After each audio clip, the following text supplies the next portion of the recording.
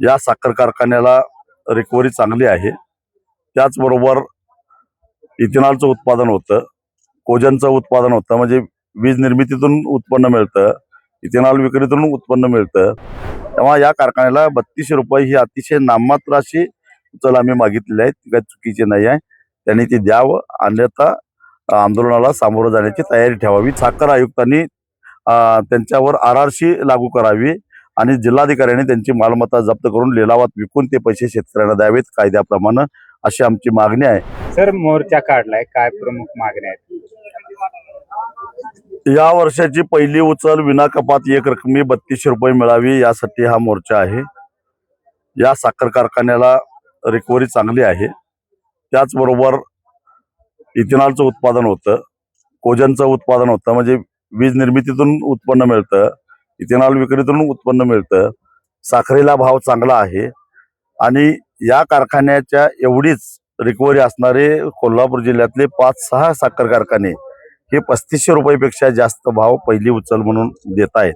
तेव्हा या कारखान्याला 3200 रुपये ही अतिशय नाममात्र अशी उचल आम्ही मागितलेली आहे, ती काही चुकीची नाही आहे। त्यांनी ती द्यावं, अन्यथा आंदोलनाला सामोरं जाण्याची तयारी ठेवावी। त्याचबरोबर मागील वर्षामध्ये त्यांनी जे काय FRPचे तुकडे केले आणि FRP शिल्लक राहिलेले आहे, मुंबई उच्च न्यायालयानं एप्रिल महिन्यामध्ये दिलेला जो निर्णय आहे, त्या निर्णयानुसार 15% व्याजानं ती पैसे शेतकऱ्याला परत द्यायचे आहेत आणि ती रक्कम होते 10,77,00,000 रुपये प्रति टन, साधारणपणे 233 रुपये। ते ताबडतोब शेतकऱ्यांच्या नावावर वर्ग करावेत, अन्यथा ते सरकारी थकबाकीदार समजून साखर आयुक्तांनी त्यांच्यावर आरआरसी लागू करावी आणि जिल्हाधिकाऱ्यांनी त्यांची मालमत्ता जप्त करून लिलावात विकून ते पैसे शेतकऱ्यांना द्यावेत कायद्याप्रमाणे, अशी आमची मागणी आहे।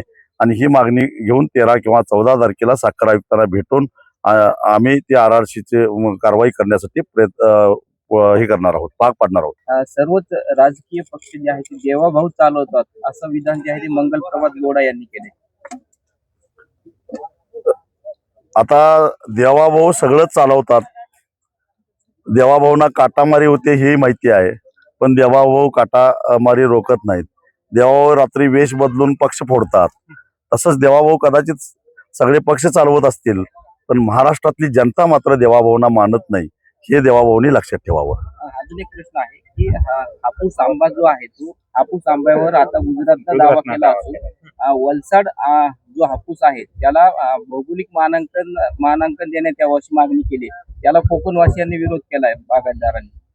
सगळी सरकारी कार्यालय गुजरातला नेली, महाराष्ट्राचं उत्तर महाराष्ट्रातलं पाणी गुजरातला वळवलं, महाराष्ट्रातले मोठे प्रकल्प गुजरातला नेले। आता महाराष्ट्राचा आंबाही चोरायचा विचार दिसतोय, महाराष्ट्राचं गुजरातमध्ये विलीन करायचा विचार आहे का? खरं तर हे होऊन देणार नाही। हापूस आंबा ही कोकणचं मानबिंदू आहे आणि तो राहणारच। अगदी आंतरराष्ट्रीय न्यायालयात जाऊ, परंतु हापूस आंब्याची स्वामित्व हे कोकणाकडेच राहणार, यासाठी आम्ही स्वाभिमानी शेतकरी संघटना पूर्णपणे ताकदीनं लढणार।